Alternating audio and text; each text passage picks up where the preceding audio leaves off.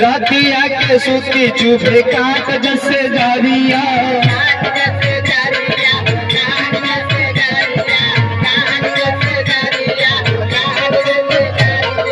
बलमा के याद आवे सुघरी सुरतिया